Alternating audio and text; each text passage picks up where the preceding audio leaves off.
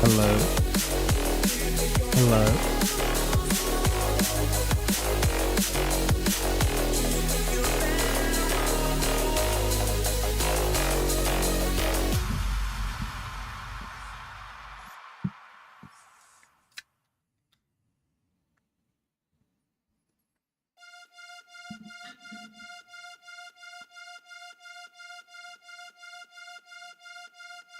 All right. There we go. Okay.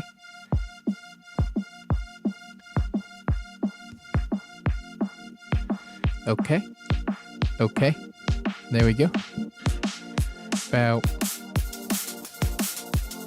Okay. There we go. All right. All right. All right. There we go. Okay. Hello?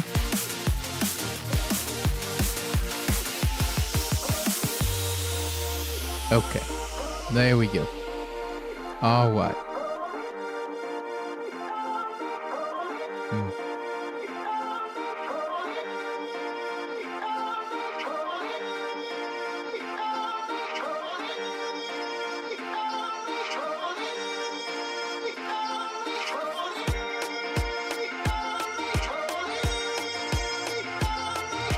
All right, and we are live now.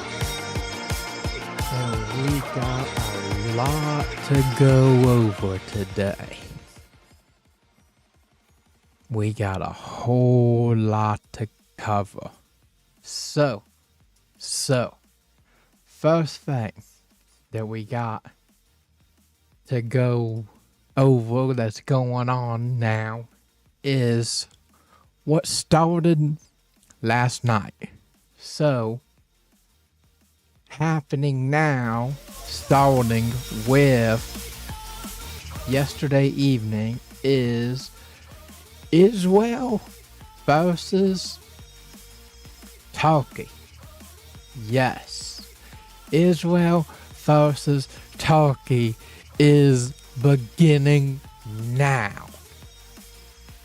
Israel, firstly, they started to stop all the defense exports to Qatar and called the Gulf nation an evil state working against them. And then, on top of that, they have issued a warning to Turkey against the adventures in helping Syria and everything they are doing with Syria. And they called Turkey the new Iran. Yes, that is correct. They called Turkey the new Iran, which is crazy. I know it sounds crazy, but we have the knowledge and know that what they think is happening is that Turkey is trying to walk with, that Turkey is trying to walk with Syria to help encircle Israel and take over. And if we switch over to here real quick, here we have the former Prime Minister of Israel. A new Turkish threat is emerging. I want to be very clear. Turkey and Qatar have gained influence in Syria, are seeking influence elsewhere and everywhere throughout the region. And from here, I warn, Turkey is the new Iran. Okay, right there, you heard it from the former Prime Minister. Turkey is the new Iran. That's right, because Turkey and Qatar are getting influence in Syria, Turkey is now become the new Iran, and they need to stop them because they are trying to get influence in there to become dangerous and form a circle to encapsulate Israel inside, so then they can just go in and just destroy Israel. At least that's what Israel is claiming that Turkey is trying to do.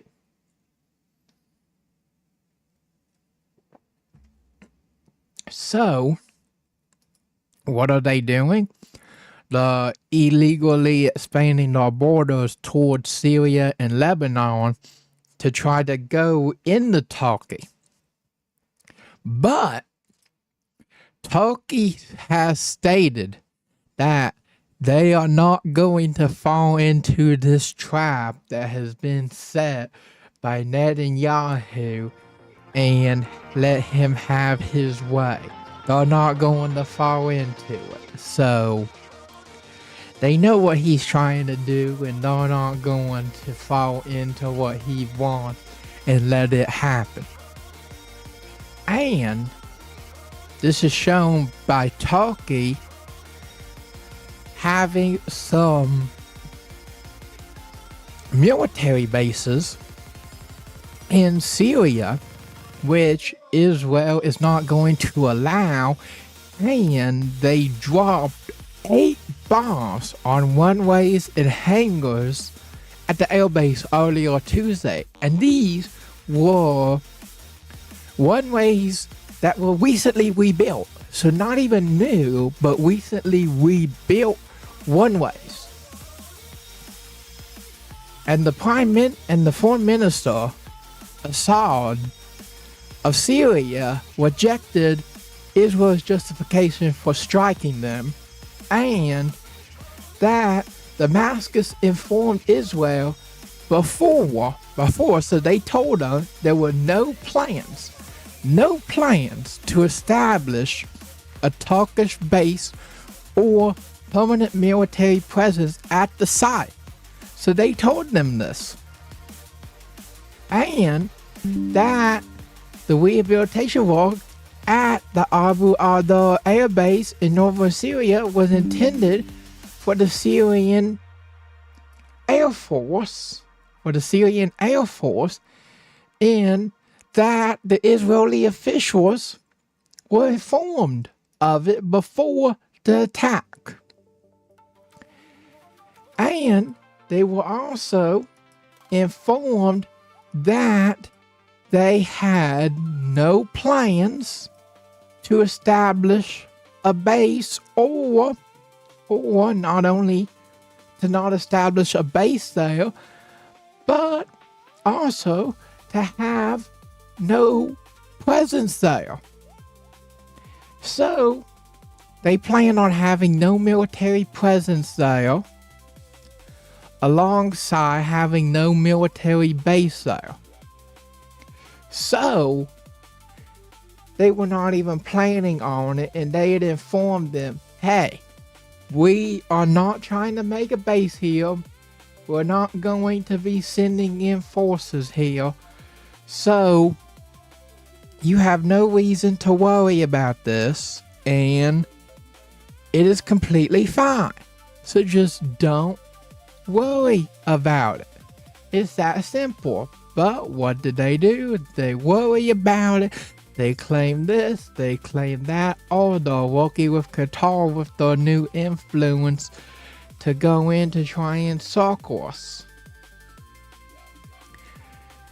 But we know that is not what was happening, and that all of them saying that is not true because they were told of this and warned ahead of time before anything had even happened. So they had already knew. So yeah, they're trying to just make up some excuses for how they can get away with this, since they know, oh, we were warned of this, but we're not going to let the people know, because if we do, we'll look like the bad guys here. So they're just going to keep that hidden and just ignore the fact that they knew and they were warned and told. But now it's coming out that we knew, they were warned, and that this strike from Israel on the Turkey was completely unnecessary and not needed. So they had no reason to do it, and we know they have no reason to do it, and we now know that they were indeed told and knew ahead of time. They knew ahead of time that there was not going to be a base there. They weren't trying to set up military presence there, and that they do not need to worry about it. There's no base there. They're planning on getting out. They're not planning on having a base or any presence there, so don't worry about it.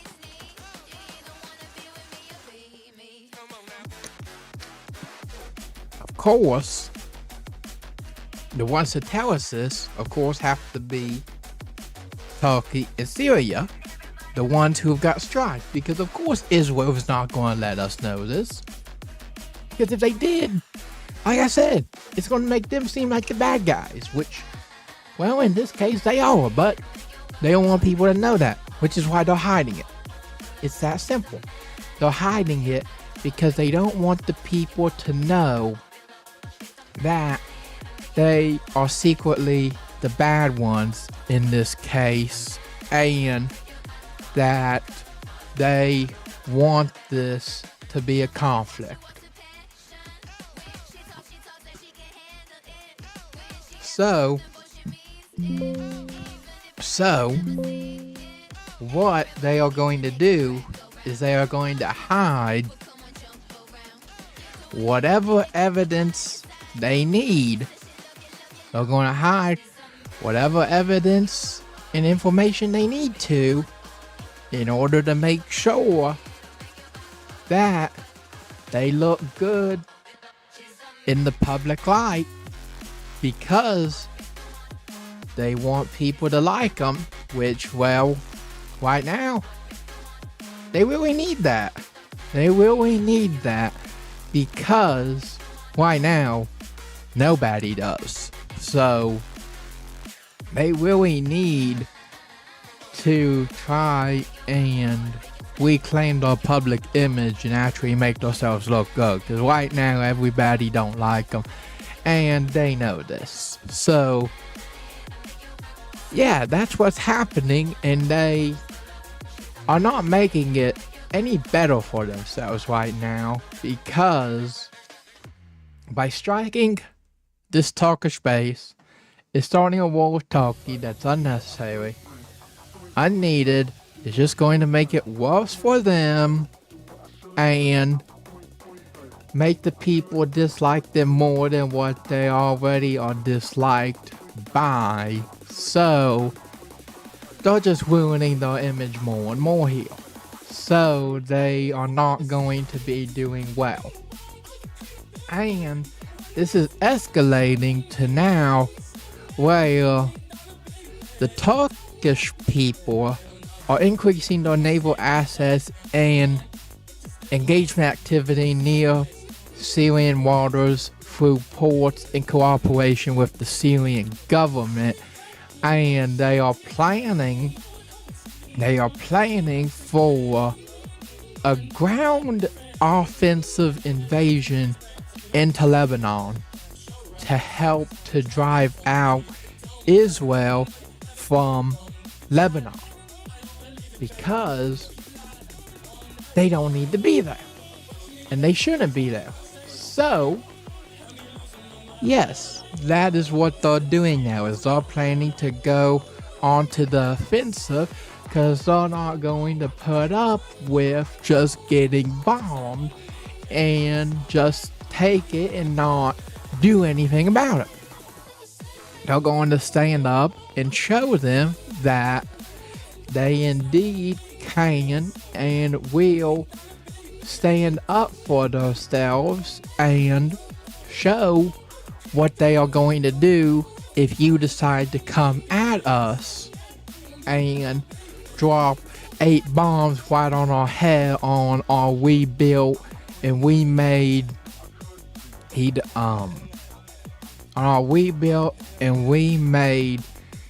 hangars and runways that we recently rebuilt. And we are not going to let you extend and push in to Turkey and have part of our country inside of you and let you just take over and have part of our country. We're not going to do that.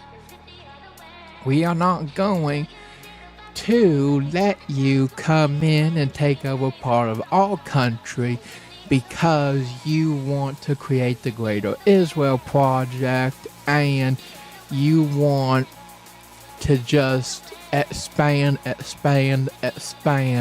and take over basically the Middle East. Really, that's what they want to do, is they just want to take over the Middle East and have it be theirs. That is what they are trying to do and proceed with under the leadership of Netanyahu, which has recently stated that they are the initiators. They will attack whoever they want, when they want, and they're going to be the ones to initiate it, and they're going to be the first to strike. Yeah, so they have declared that they are going to be starting as the initiators and becoming the ones on the offensive to take charge and show what they can do, even though it's just going to dig them into a deeper hole of people not liking them. And the upcoming election, whenever it happens in October,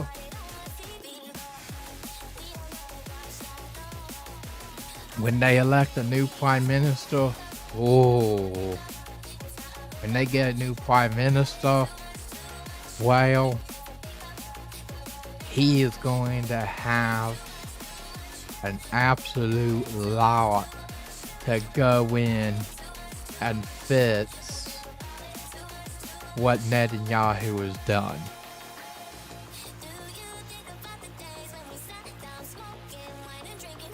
Yeah, he is going to have a lot of stuff he's going to have to go in and try and fix that Netanyahu has done, because he has done a lot to ruin the country and their reputation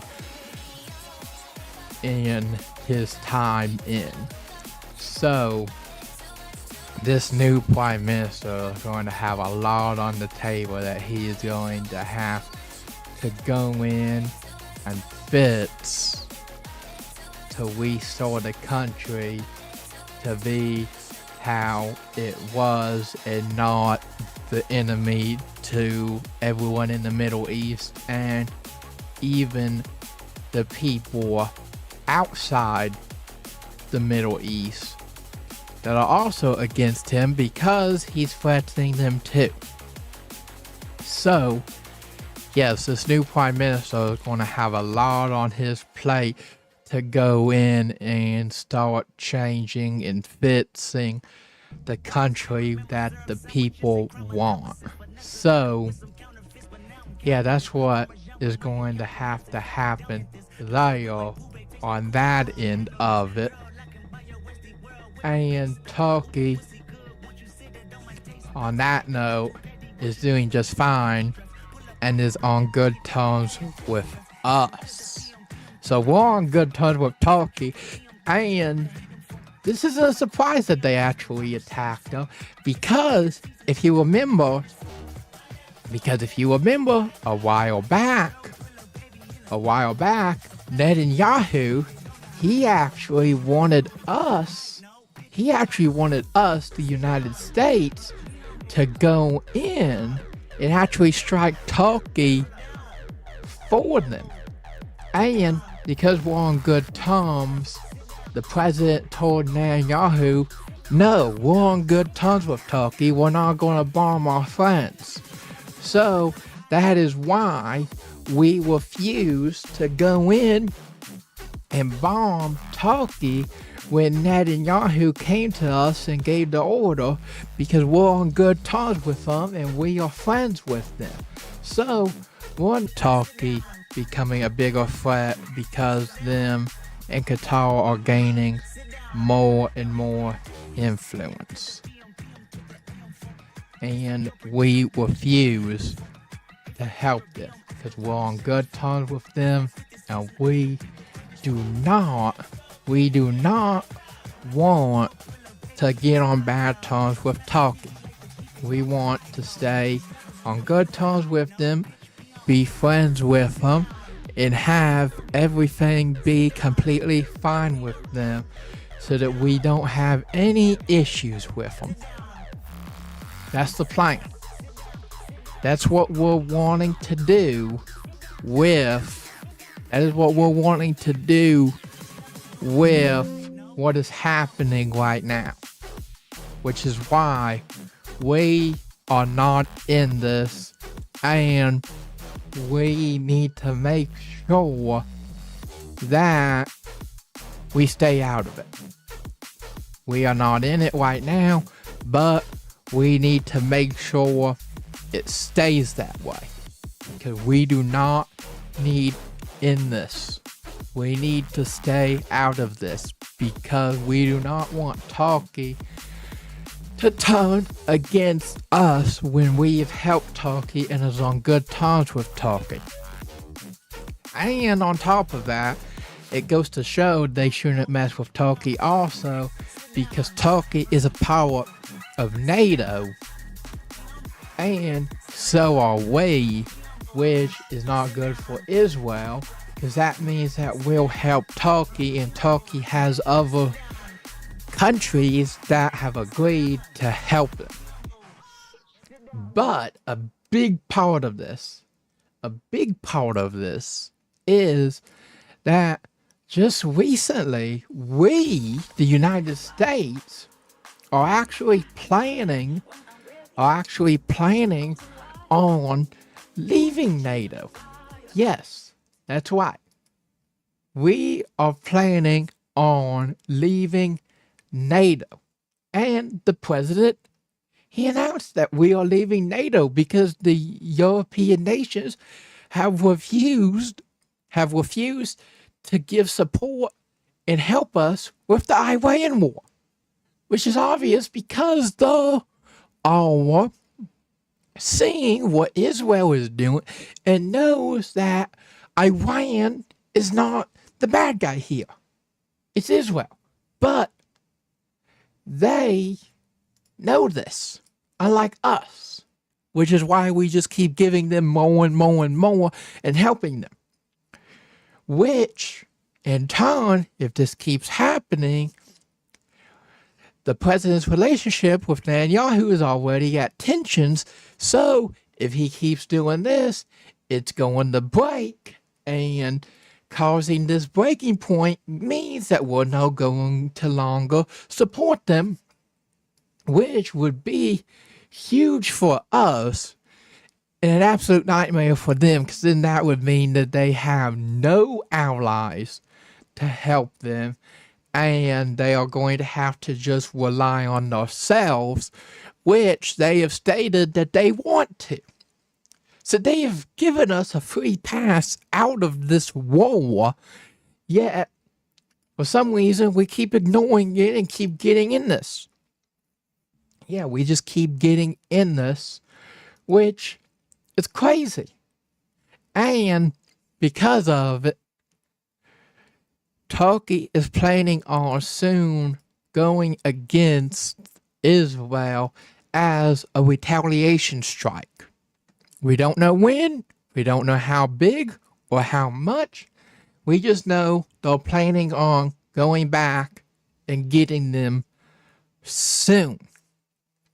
So, that is what has been happening in terms of Turkey getting struck by Israel, and Israel deciding that they need to go in and wipe out Turkey, which is now the new Iran. Which is crazy because Turkey is not doing what Iran is doing, and they're trying to stay out of this and just be a peaceful country like they are right now. Which is why Netanyahu is trying to set up a trap and trap them into the plan so they can take them out. Which is really good, but now with NATO support, they need to be careful though, because who knows if they'll be able to rely on NATO support. Because, like what we had discussed, Russia is planning on going in and striking NATO from the inside and taking NATO out. And Putin has said that if NATO decides that they want to support Ukraine, that there will be a World War III, which is crazy because where's he at? We're already there. You're not going to be starting a new World War III when we're already in the middle of it with Israel versus the world, basically. Yeah, and it's really crazy that that's what they're wanting to do. So, that's what's happening there. Yeah, that's what is happening there between Israel deciding that they want to fight with Turkey, which is a part of NATO, and Israel is not a member of NATO. So, they can get away with this, at least in their head anyways. They think they can get away with this, but yeah, they think they can get away with it, but we'll show them that you can't just get away with whatever it is that you want to do by just saying that it's for this and this cause, even though we know behind your back you're hiding the real information to make sure you can keep face and stay good in the public eye. So that is what is happening in terms of Russia planning to take out NATO and Israel starting conflict with Turkey because they don't want Turkey to be going in, even though Turkey has told them and stated, we're not trying to go in here, we're not setting up any military base, we're not setting up any permanent military forces here, We're not trying to do any of that. So, just stop and let us be. That is what has happened on that front. And now, NATO has continued now for the third day the gigantic massive air operation over Kaliningrad to see what is going on so that we can be prepared so that they can cripple Russia's missile system and have a drone wall to defend against. That's what they're planning to do on that front of holding down the fort in terms of NATO. Now, going off of that into Russia, well, we've had some big things happen with Russia now that is coming out, which, well, if you don't know, well, it makes sense because all of the big news, they're ignoring this, which is crazy that they're ignoring this, even though this is a big thing that needs to be put out there for the people to know so we can prepare. So, Russia. The Russian Poseidon Doomsday Torpedo. Yes, the Doomsday Torpedo has finally set sail and begun its first sea trial in the White Sea. So, they have now deployed for the first test into the White Sea of the Poseidon Doomsday Torpedo. And they departed the Sevmat shipyard on the 17th. So 3 days ago, they just did the first factory sea trial. But I don't see any of the big outlets covering this for some reason. Like, why are you not covering now about what they're doing now? Yes, you covered it before and about them developing it in 2014 under the project 09851, but after that, you've kind of just ignored it, even though this is a huge thing happening, because they are saying it could travel up to 100 knots, dive around 1,000 meters, and have a range up to 10,000 kilometers, is what they're claiming, even though it's estimated to only go to a top speed of around 30 to 32 knots. But it is being designed to carry 6 Poseidon vehicles with an estimated length of 113 to 140 meters. So, this is going to be a big submarine carrying these missiles, these torpedoes, which Russia has stated they want 30 of them. 30? That's quite a lot of these torpedoes. Yeah, that's quite a lot. 30 of them. Like, that's a pretty good number when we're talking about going out in the sea with torpedoes to get ready to strike. I mean, what do you all think? Do you think that 30 is a pretty good chunk to get started? Especially now, since they are actually going out in the sea and actually testing this now to see if it can actually do what they want it to do, which if so, could be really big and really bad for NATO, and it can also be really, really bad for the UK, because from what I've seen, it can destroy the UK. So they want a ton of these in preparation. So the UK better start preparing for a sea attack coming from Russia in the coming days.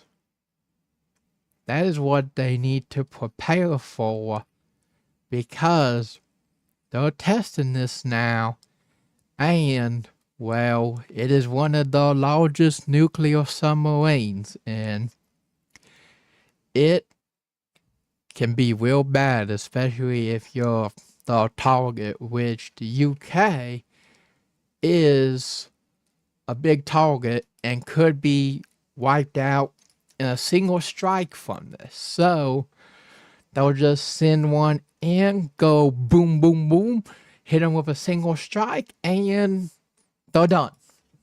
That's it. Single strike on them, and they're done. No more UK, they're all gone. That's what this can do. That is what makes this so powerful. And because of UK, because of the geographical location, it is with the coastline, and they don't have the infrastructure to withstand a giant tsunami that could be caused by this. So they better be prepared and set up a defense plan for this, because if this happens, they could not take it. It's that simple. It would help take them out, and then if they get taken out, most likely then Russia will go in, and then they'll take over, and they will no longer be there, and it will become a part of Russia. And they will now have expanded and actually meant what they wanted to do, and actually follow through and show Israel, hey, if you want to expand, this is how you actually do it. You don't just start going to war with everybody around you in the Middle East. You have to plan out what you want, test it, make sure it's up to what you're wanting, and then go in, examine the geographical location of your target to then come to terms with what is the best way for us to then go in to do this. Do we need to go in by ship, through sea? Do we need to go by air because there's no port or sea nearby? Do we need to just go in on foot, send in the tanks, and go in on foot? That's really important here. You need to determine where your target is geographically, so you can then determine what the best approach is.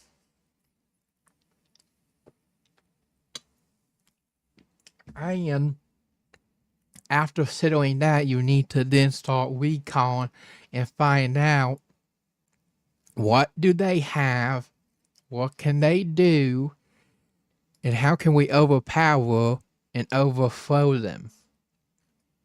Because if you just go in blindly, that's not going to work for you, because they are prepared and know what they're doing.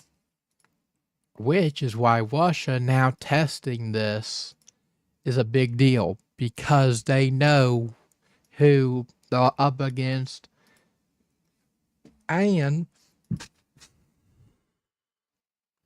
they know the location. They know how to get there, and they know they have the advantage in this way through sea, and they know what to do to go against them. So, unlike Israel, they have actually picked a target, started a well-out plan, and are actually figuring out what to do rather than just trying to just go and expand.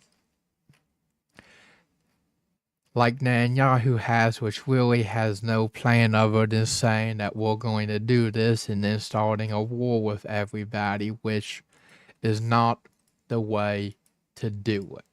That is not how you settle this. That's not how you plan, and that's not how you try and plan to go for a strike on anyone. And it's now being reported that Russia could test NATO within the coming weeks with a limited strike on Poland or one of the Baltic states. So now Poland needs to be careful now of Russia coming in to start testing, which they have started. And Israel has confirmed Turkey Navy warships are deploying to the area in the Middle Eastern terrain. Okay, so now they're starting. Now they are starting to get into this and what they are doing. So they need to be careful there. And now, real quick, Netanyahu has now came at us stating that the Jewish people built America and we only exist because of them, and the same way that they build us, they can come in and they can take us out. Now, real quick, we're going to cut over to a quick commercial break.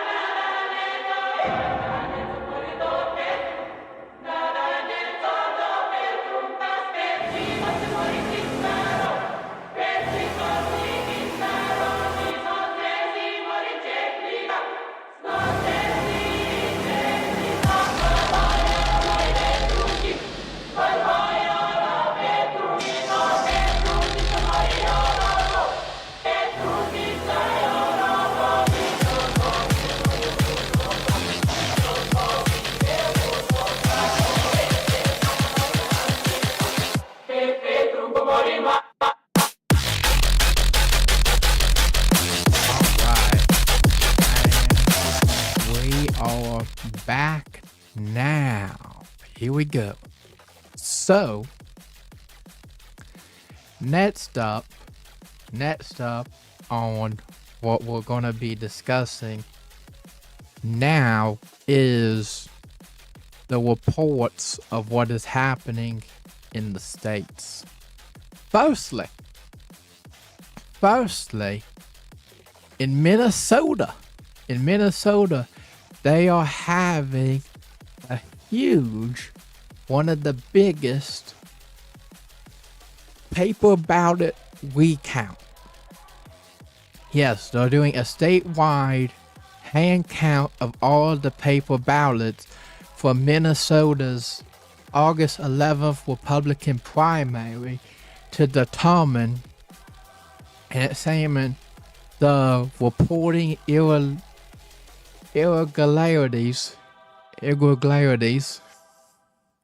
identified by Mike Lindell's team, which it started examining as soon as he lost. And the statewide effort to do this is going to be funded. Yes, it's going to be funded by Mike Lindell. Yeah, Mike Lindell, the man, is going to be personally funding this hand count and audit of the primary, because it has been found that there are some irregulars there are also irregularities. There are some irregularities that were found within the voting, which is now why they are going to, and we're going to see how many people actually did vote for Mike Lindell versus what was reported, and who was behind this to stop Mike Lindell from winning. That is now what we're going to be finding out, and he is going to be personally funding this. And like he has said, this is bigger than Minnesota. This is for our elections. And that this could be the start and a gateway into getting rid of the electronic voting machines that are used across the country for this important type of election. So they are going to start the recount being personally funded by Mike Lindell to see, did he really lose the Minnesota election, or was there really just some outside interference along with the machines showing he lost? We don't know, but now we are having a privately funded, it's been stated by Mike Lindell, they found some issues in the count, so now they're going to go in and audit it and have a full hand-counted recount of the voting to see and verify that all of these votes are indeed what they were, and that this shows that the machines cannot be trusted for our elections. This is what is happening with Minnesota, and Mike Lindell now putting the hammer down, stating our team has found some issues with this election and we need a recount by hand to verify, because we have found some issues in your count. So, are there going to be more issues found? Are the results going to change? Are they really what they wanted? Or are they just trying to hide it? And something that makes this a little more interesting is that like most of the people that did win, he was endorsed by the president and lost. Where as most people running that were endorsed by the president has won through the presidential endorsement. But this is one where, well, it didn't go our way, and the president, he couldn't save it this time. He could not help get the people to be on the side of Mike Lindell, which, well, we should have been, and he should have won this election. So now, after the count coming in and being pretty quick, we're going to prove that the numbers they're getting do not add up, and that they are really just trying to cover up so they can get who they want. So we will find out that in this audit and paper ballot recount, what is going on really, and who did the people really want to win governor of Minnesota? Were the people actually wanting Mike Lindell? Or is this actually real? And we'll find out if this is all just being blown up and Mike Lindell actually did lose, even with the meddling in this election that has been discovered by the team over with Mike Lindell. So, yeah, we'll have to see later on how it's going on that front with the audit and the recount of the paper ballot for Mike Lindell losing governor of Minnesota. So that is what is happening in terms of Minnesota. And on top of that, talking about being endorsed, well,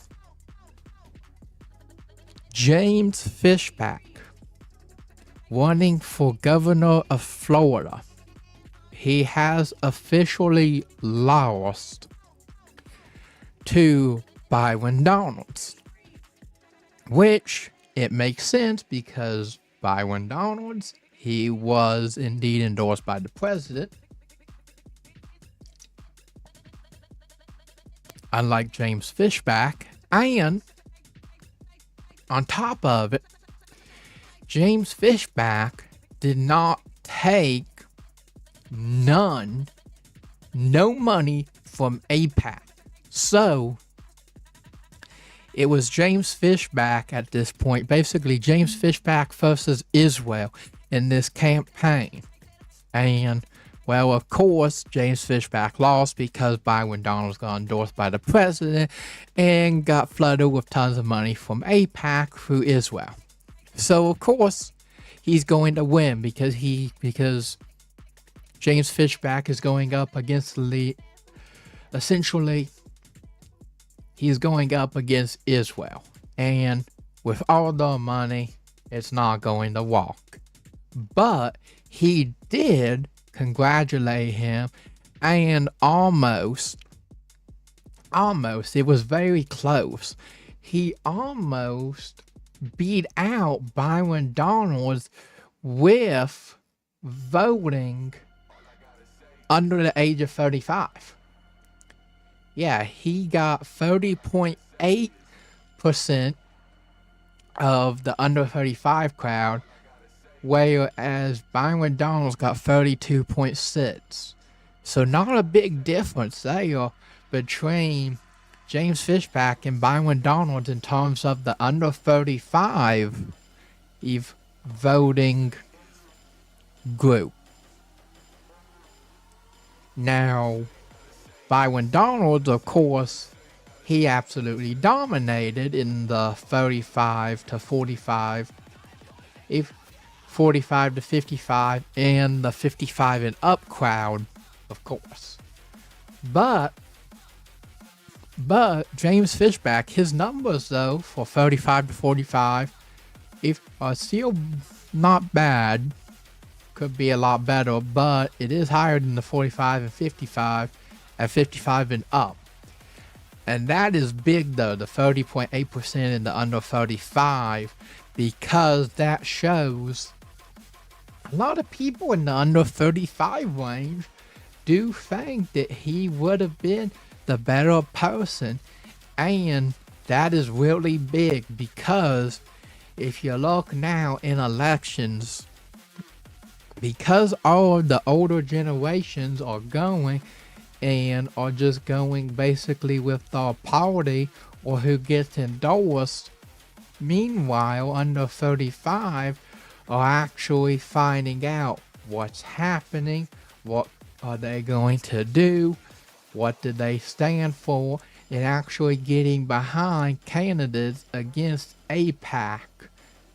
And that is going to be really big in future elections, because the lower, newer age voting class under 35 is really going to be one of the big deciding factors in winning an election, because as the older generations start going out, the new generations are going to be coming in and actually making an impact on the vote, since they will become mainly the dominant voting group in deciding what they want and who they want, because they're actually staying informed and not just listening to all this fake news from ABC, NBC, and all of those other big fake news outlets that are promoting what they want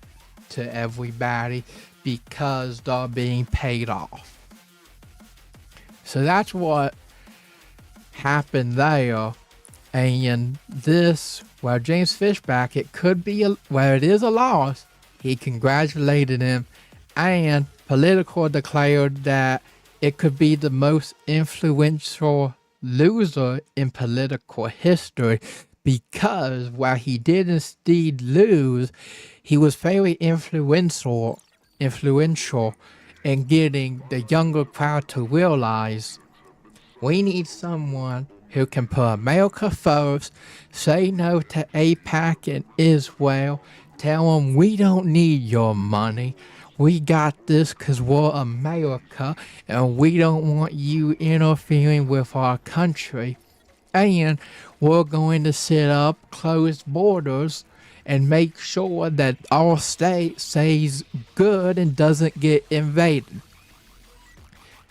Along with that, it's also been stated that he set a precedent for every young man under 30 to follow the blueprint he had to start and wise up and make themselves known, so we can get more people in the fight against AIPAC and actually get people that can tell them no and actually do what the people want and not be controlled by AIPAC money that just gets thrown here and there to whoever they want that will listen to them and do anything they tell them.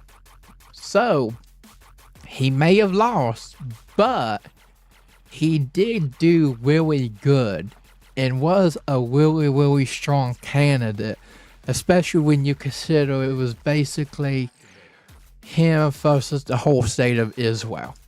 So, taking nothing from AIPAC or Israel, he did indeed do very good in this election. But the bad part is, though, is he still, at the end of the day, he lost, and that's that. So, that's what's happening there.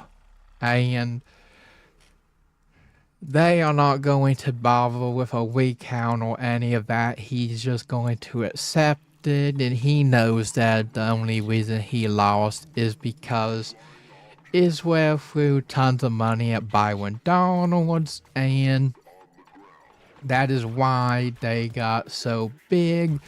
And then the president hopped on board with him because, well, if they're paying him tons of money to do this, then of course the president is going to endorse them instead of the guy that is openly against APAC and what they're doing and wants to put America first instead of being like all the people up in Congress, like right now, putting Israel first instead of focusing on America first, which is how it should be, because that is where we're at, and we need to put our country first instead of going on these long adventures, getting stringed along by Israel telling us what to do, when to do.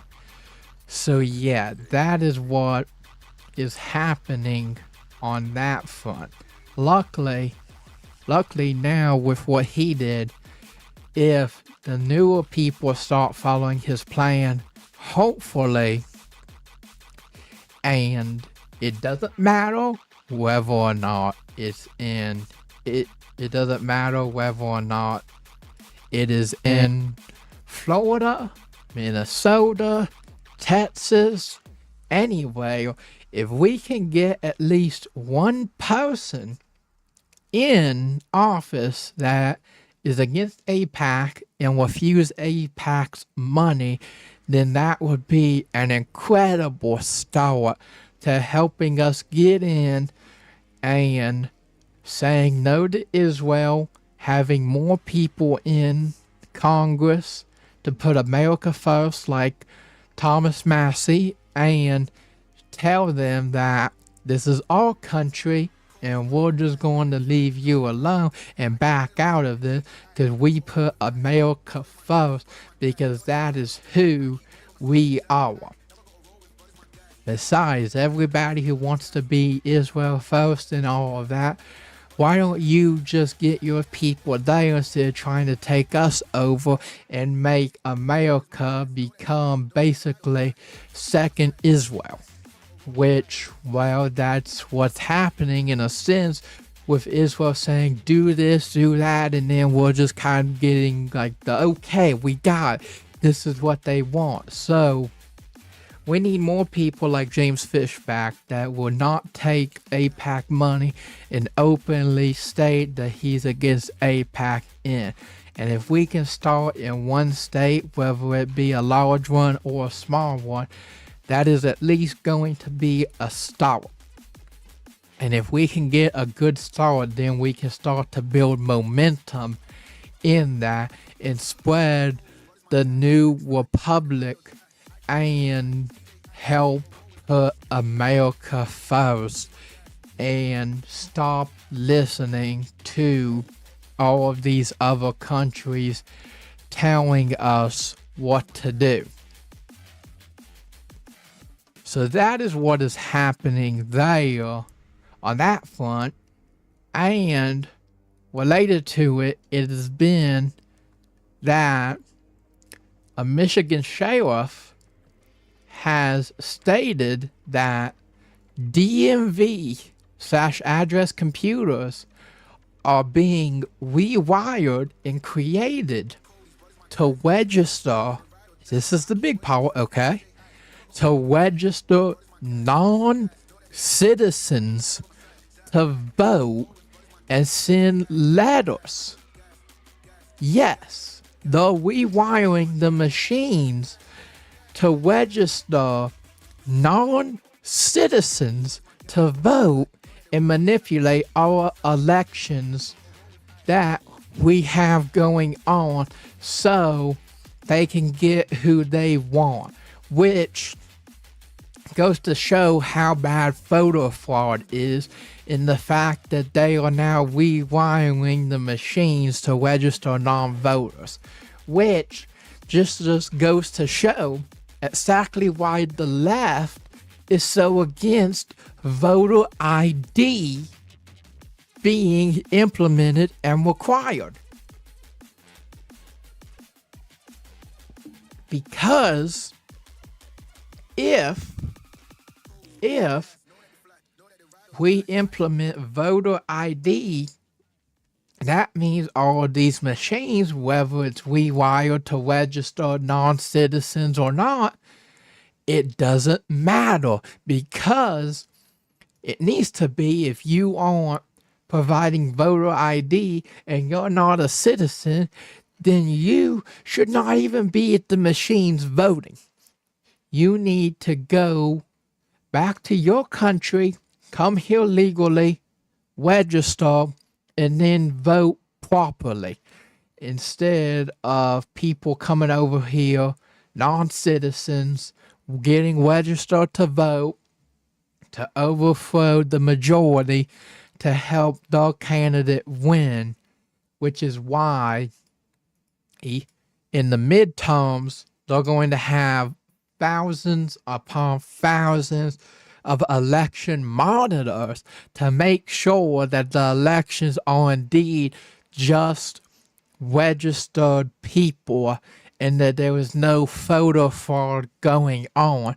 And this time, if there is, they will know, because they are going to be monitoring the situation and making sure that if someone starts, we're going to get them and keep our elections clean and not be controlled by all of these other countries that keep wanting to interfere, whether it be Israel or China or the people over at Smartmatic. This is why we need voter ID, to verify it so that the machines cannot be rewired with and come from China to register non-voters. Because the Smartmatic machines, and we know this, the parts in them are coming from China, but they are being assembled. They are being assembled in Taiwan. So if you just look at a top level, you'll see, oh, they're being made in Taiwan. Okay, good. That's all right. We don't have an issue with them. But then if you dig in and you go deeper, you'll realize Taiwan may be the ones assembling it, but they're just the cover to hide the fact that the machine parts are actually being made and created in China, which means that China, if they want to do something in the parts to allow them to have a back door to get in, then they can do that. And then if people see Taiwan, they'll think, okay, it's Taiwan, when really the big ones behind it is China. Which is like what I've said before. We need to have machines, new machines, possibly, unless we want to go just hand ballots. But if we do continue with machines, we need new machines made in the U.S. with U.S. parts by the U.S. So that way we know that the only people touching the parts is America, and there is no secret backdoor or anything put in there from China to expose it. Because if we do it and we use all American parts, then we know where it's coming from, how it's coming from, and what security is in it. And if we do that, it needs to be the government or it needs to be a company that is heavily monitored to make sure that nothing is happening even here. Because even if we make the machines here ourselves, the people on the radical left could get in and they could try and implement stuff with the inside, which is why even then it needs to be highly monitored. which is why, while the machines are great, for it, the hand ballots is where it's at. Because if it's a hand ballot and you use a pen, well, then whoever you vote for is marked on there in pen, and then if someone tries to cover that up, well, you can tell that there is something now being covered up here, because this marking and this marking do not line up to be the same. And even if they do go in and use like whiteout or something of the sort to try and change it, the key part is that it can be seen that this was erased, covered up, or messed with in the paper ballot, which is why paper ballots are really, really good, and why they should be used over just a machine, which we know can be turned on, just like how in like the 2020 election, if you remember, there were footage from just regular people going out of them at the machine putting in their vote, and then the machine actually swapping it to the other person without them doing it. So we have seen the footage of people voting for one thing, and in real time the machine changing the vote right in front of their eyes on video. This is why Smartmatic and the machines can't be trusted, and why having a paper ballot is what needs to happen personally. And the last election, when I did it, I did a hand ballot. I did a mail-in because I couldn't get to the polls, and for other reasons going on, I couldn't get there, so I needed to do a mail-in as such. But even though it was a mail-in, if they required it to have some other identification, I'm fine with it, because the mail ballot is good, but it needs to be more secure with like an official stamp and such to officially verify it that it's going out to the right people. And even with the mail-in ballot, like what I did, I had to sit there and fill it out by hand. Yeah, I didn't just tap a screen and then a machine be able to flip my vote on me afterwards. No, I had a pen and I went in and I filled out that form by hand with pen and ink, and I marked who I wanted, and then I sent it back. So it might have been a mail-in, but I did a hand ballot, which is how it needs to be. We need to stop the machines and go back to the hand ballot, and then simply just take the hand ballots and then count them either by hand or possibly a machine. But even then, that wouldn't be good, because then the machines could be flipped or made to skip so-and-so votes or be one-sided and biased towards one side, which is why we need hand ballots that are hand counted by the people for the people. That is what needs to happen. And this in Minnesota, with Mike Lindell calling for a hand recount, is going to show that this is why we need hand ballots, and why the machines are bad, and why the machines are essentially rigged to help whatever party they want to push. So That is what needs to happen there. We need to bring back the paper ballot, stop the machines, and do a hand count of all of the paper ballots so there's not a machine in there that's biased to flip it. And we have people verifying by hand, okay, this is marked this is marked this, instead of relying on the machines like Smartmatic that can rig the election like what happened in 2020 with the rigged election, which, well, we know was rigged, but, well, according to the courts, it wasn't rigged, but we know it was. And that's the important part, is that we know it was rigged. And they can deny it, but we know the truth that it was. And the person in there, they should not have been there. And they know that it was revealed now what was happening. And it was even said on live TV now with ABC.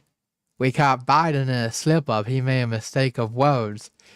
He said, and basically, he doesn't know how many executive orders or pardons were signed using the auto pen, which is crazy. Like, you don't know? And on top of it, he even admitted, before he will quickly realize that he'd messed up, he admitted that sometimes the auto pen signs Christmas cards, sometimes it signs important documents. They didn't bother to tell me either way. So the auto pen basically was signing stuff, and he didn't know what it was. Like, he's like, yeah, it could be a Christmas card or a card to someone, or it could be an executive order. They didn't bother to tell me. The auto pen just signed it, and that was that.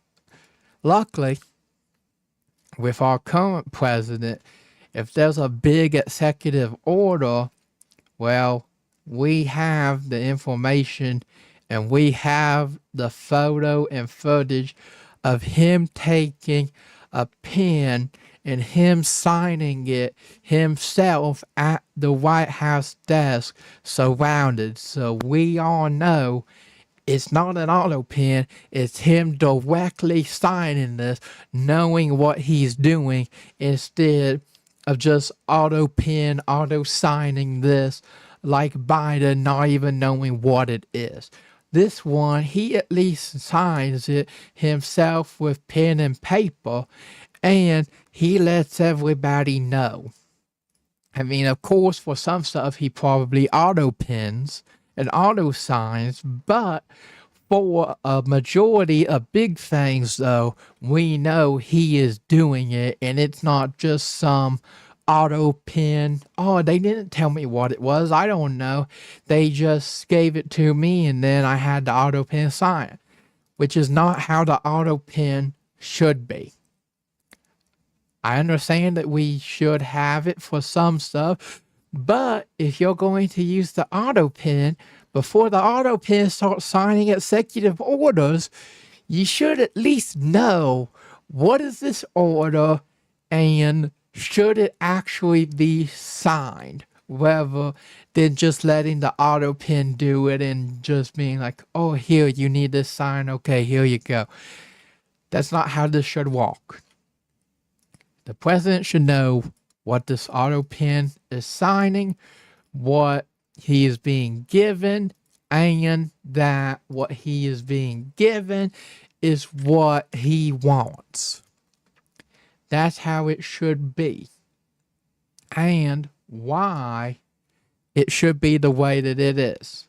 But it's not. Instead, they'll just auto pen whatever they want. But at the same time, though,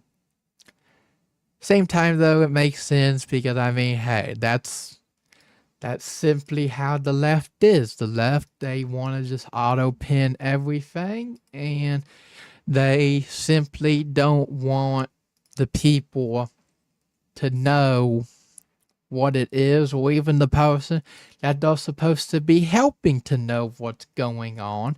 Instead, they're just giving it to them, telling them you need to sign this and then go on.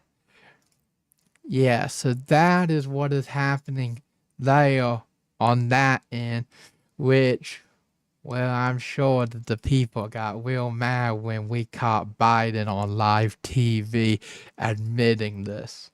That it sometimes signs Christmas cards, sometimes important documents. They didn't bother to tell me either way. And he then tried to immediately backtrack and cover it, but it was too late. It was on live TV with ABC. We now have the footage. We now have the evidence of you saying in your own words, not fake, but you admitting that you were signing pardons and executive orders with the auto pen, having no idea what you're even signing or who you're pardoning, and you don't even know how many you did.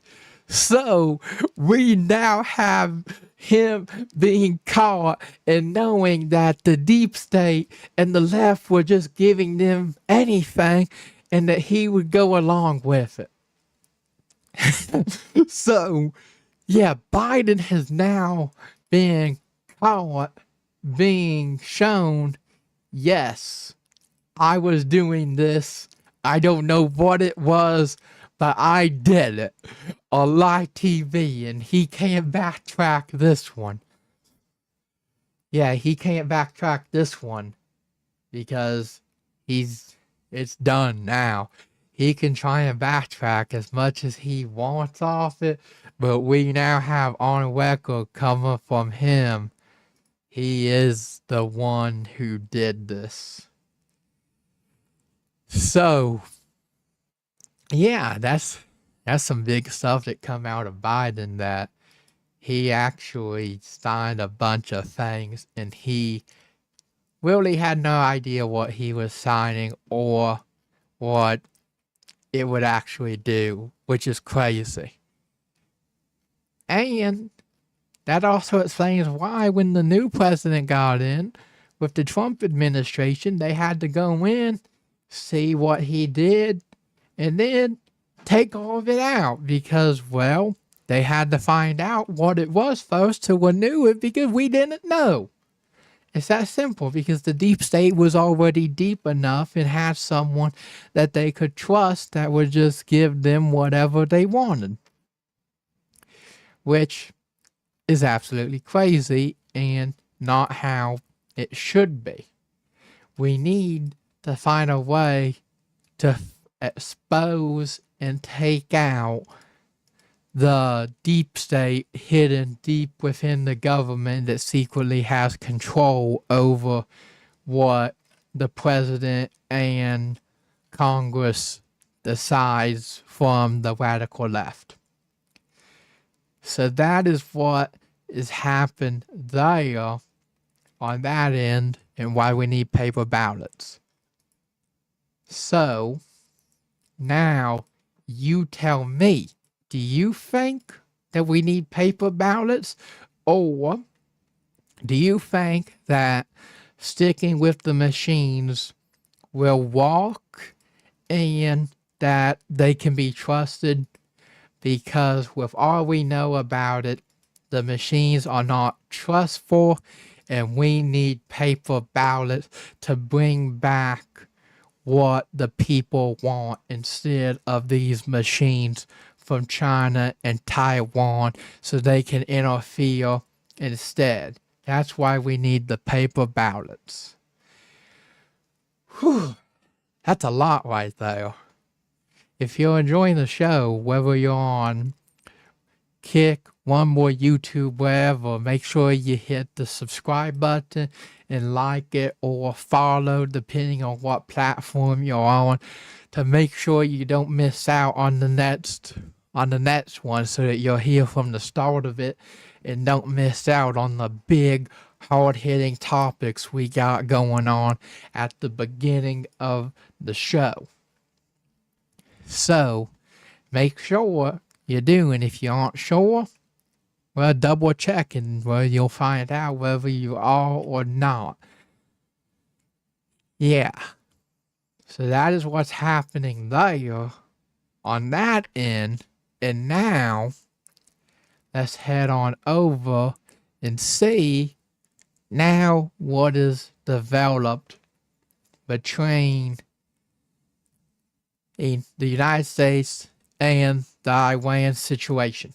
Because, well, there's been some new stuff happening in the Iran situation with the United States. So, let's see here. Okay, so the China said that the president of the United States is threat to launch economic warfare on Iran and its trading partners won't walk. So, our economic doomsday, according to China, will not walk. So, we need to make sure that we have another plan because according to China, this is not going to work.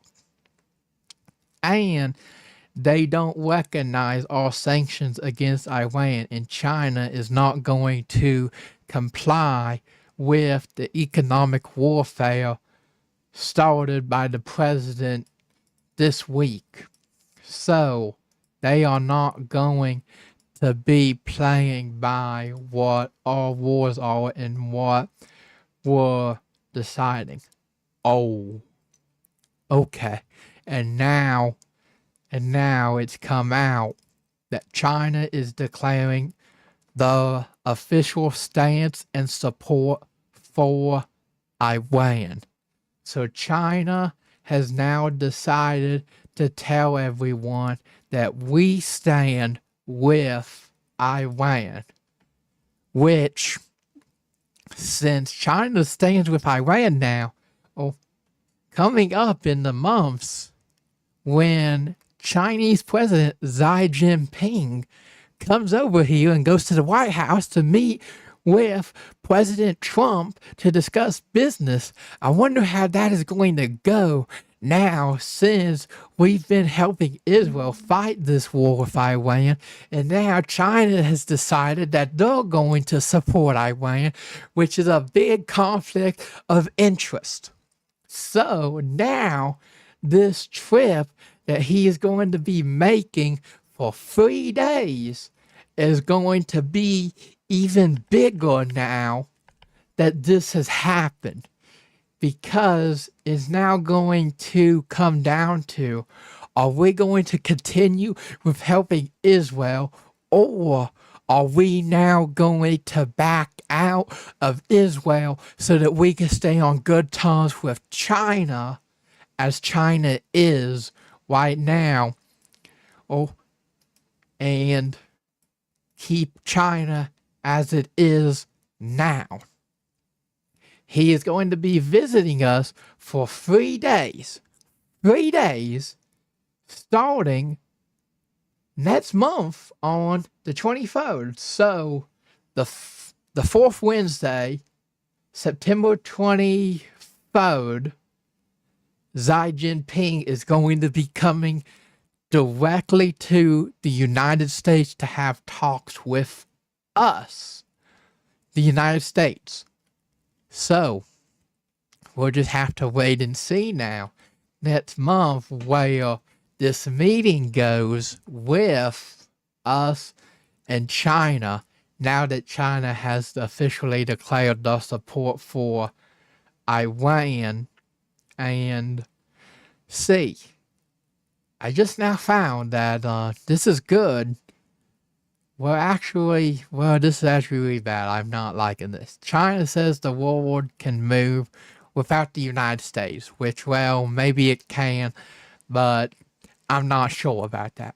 Because, well, the U.S. is really dominating. But not in terms of the war with Iran right now. Let's see. Oh! Wow, so now they're doing this. So now China has approved new regulations to support Quranic scholars and to develop Islamic education. So now they're going to be spreading Islamic terms to China. Great. Well, that's not good, but, well, at least it's better than what they have over there, because, well, it's not good. And what they have does not need to spread to other countries, just like how they have already done in Europe with over 1,700 mosques. So, that is what is happening there. And let's see here now. Okay, Scott Bessent has issued a warning to the Iranian regiment that the U.S. Treasury is going to put its full might and force against them, and that everyone else needs to make a decision, and it will going to destroy the economy of Iran with an economic D-Day against Iran. Yeah, so we are going to try and take out the Iranian economic system so that they can stop, and then we can come in. But when we go in, we aren't going to be nuking, though. That has been confirmed. The president said that there will be no nukes used in Iran. So at least the president has stated that we're not going to be nuking Iran, and alongside that, they can be sure about it. But while they can be sure about it, that doesn't mean that we're not going to attack you. That just means that all of our nuclear weapons we have, we are not going to be using our nuclear weapons against you. Yeah, so that doesn't mean that we're calling anything else off the table. That just means we're calling off nukes with you. Yeah, so we're calling off nuking you, but that doesn't mean that we're not going to strike you, though. Because we have missiles and such that we can still use, we're just not going to be using the nukes. That is the only difference between what is happening there in terms of us going at Iran. Yeah, which I'm sure that's probably made Israel mad, because they would really enjoy if we went in and dropped nukes on Iran to take them out, but we're not going to. And like the president said, Netanyahu's worst enemy is himself, declaring that Israel's worst enemy and biggest threat to their country is their own current prime minister, Netanyahu. So, yeah, now with him previously saying that, and now him not helping with the support of taking out Turkey, it's going to be really interesting to see what happens and develops from this, since we have maintained our position with Turkey in good health and good relation. Hopefully it stays that way, and we don't get involved with another war that we don't need in. And instead of trying to get into another one, instead we need to back out of this one and focus on our country. And if Israel can't defend ourselves and gets blown out the water, well, that's on them. That is simply on them to let that happen, because we need to focus on our country and not just be underneath them listening to every word they say. So that is what is happening there on that front. So do you think that it would be good for us to have more people coming in to focus on America first?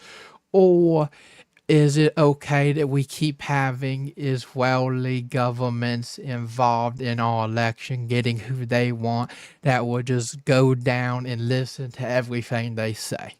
Because we do not need that kind of leader. We need a strong leader that opposes AIPAC, says no to Israel, and buckles down on America first, and we making America the strongest country in the world and becoming the way that it used to be, like back in 1776 when our country first founded and got independence, so that we wouldn't have to deal with other countries such as the British war over us. That is why we need someone that understands that we need to put America first, and all of these other countries needs to see that we're going to focus on ourselves, and that if you want our help and we see that this isn't going to benefit us in any sort of way, then what we're going to do is we're going to ignore you and focus on ourselves, because we can see what you're trying to do is going to drag us down, and then it's going to put us at a bigger risk of losing our country, which we are already losing somewhat to the radical left. Which is why they are getting so upset and so mad about us closing the border, so that all of these illegals and such can come in, which is what they want, because they want open borders. That is why we need to put America first, so that we can rebuild, make the country great like it used to be in 1776, and take absolutely nothing from all of these other countries. And whatever we decide to do, whether we put tariffs or whatever on these other countries, they just have to realize that we're going to double down on this, and that if you oppose it, well, too bad. Stop dealing with us. We'll just go on without you, and then you will slowly start to decline and then go under. It's that simple. That is what we need to do. And if we're not going to draw out of the war with Israel right now, then the next thing that we need to do then to help start to recover the dollar.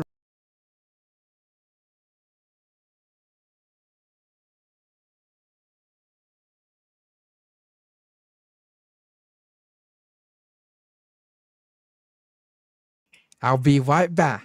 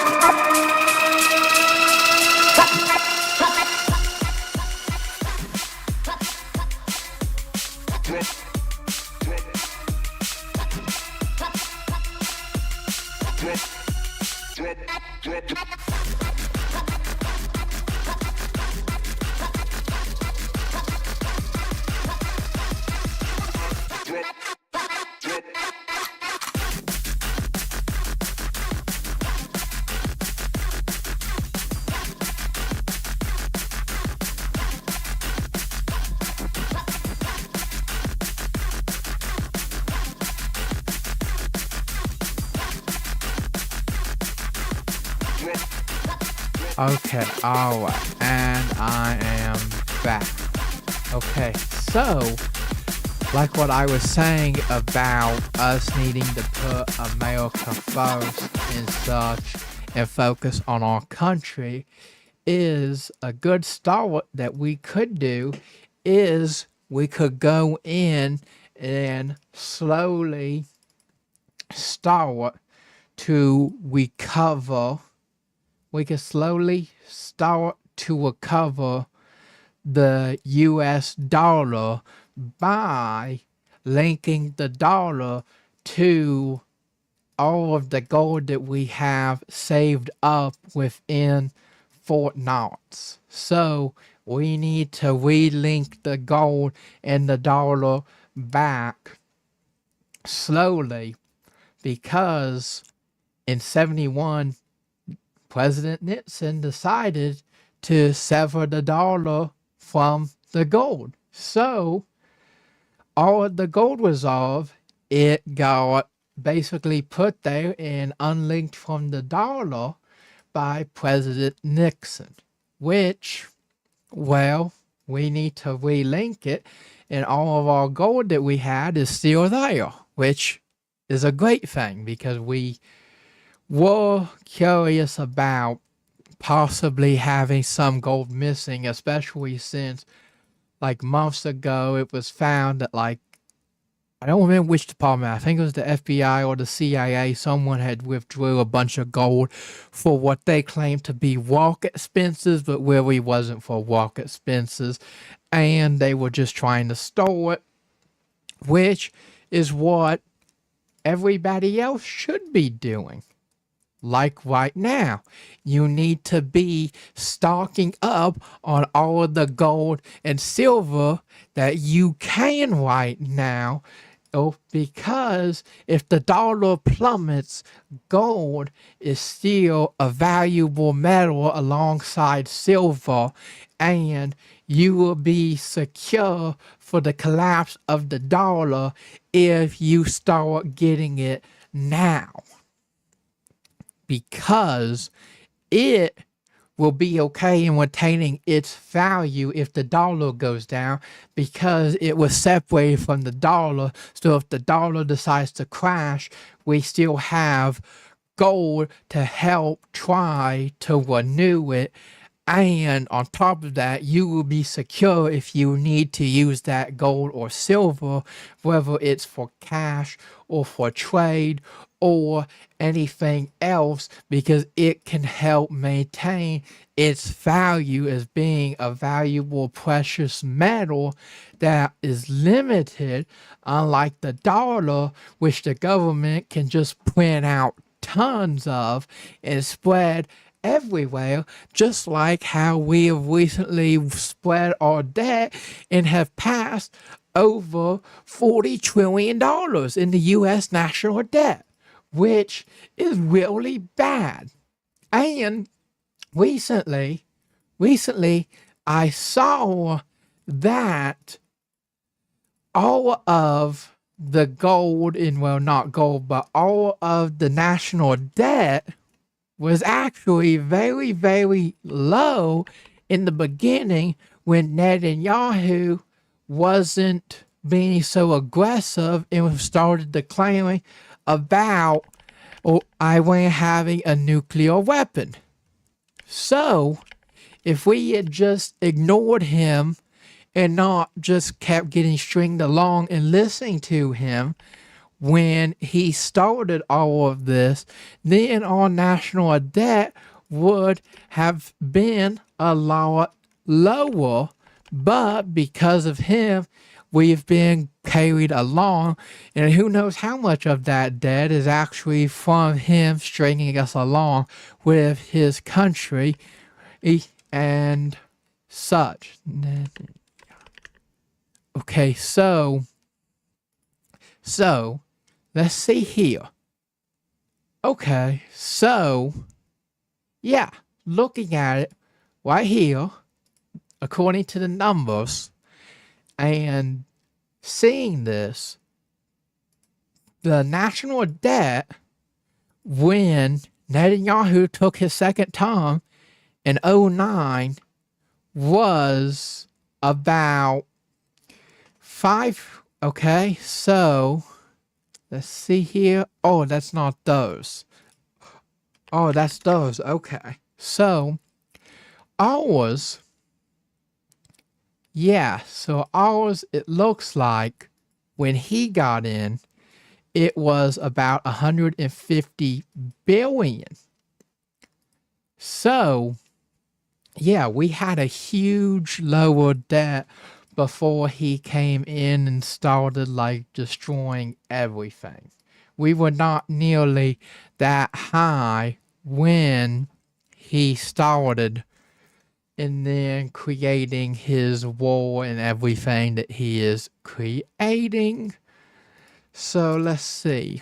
What was it the first time that he was in? And also, well, while I find out about this, also, how much of the debt do you think we have accumulated simply from Netanyahu and Israel dragging us along with whatever crazy plan they decide to come up with? Okay, so here we go.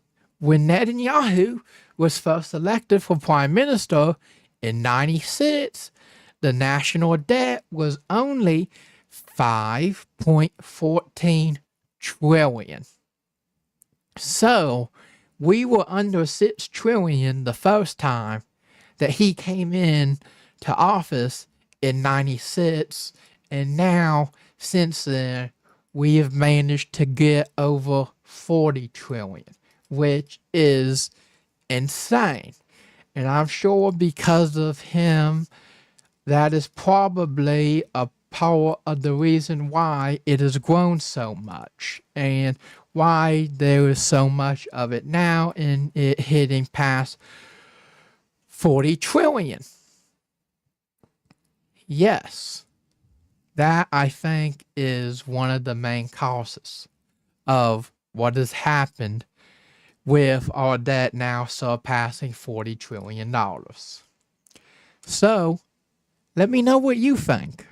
Do you think that he is the prime reason our debt climbed aimed like 35 trillion extra? Or do you think that it was some other cause of us getting tons of debt? I think it was him who helped drag us along that created a bunch of the debt, but I don't know. But I think he probably is one of the big causes for us getting a ton of our national debt that we have now. And that if we had cut ties with him, we could have possibly tried to settle it back then and have it not be so bad and actually be recoverable. So that's what we should have done. Also, make sure that if you're enjoying to hit the like and subscribe button and follow button on whatever platform you're on, whether it be Kick, Twitch, YouTube, or one more, all of them. Whichever is your primary, make sure to hit follow or subscribe, whichever it says, so you don't miss out on the start of the show where we get into our big heavy hitting topics of the day about what is going on.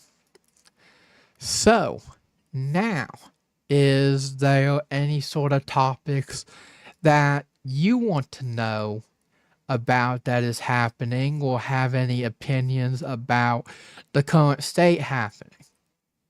If you want to, we can go back to our main topic from the beginning about Israel versus Turkey, which is where Israel decided to strike Turkey because they're getting too much power and influence with Qatar over Syria, and are going to be encircling and wiping out Israel, which I don't see Turkey doing that.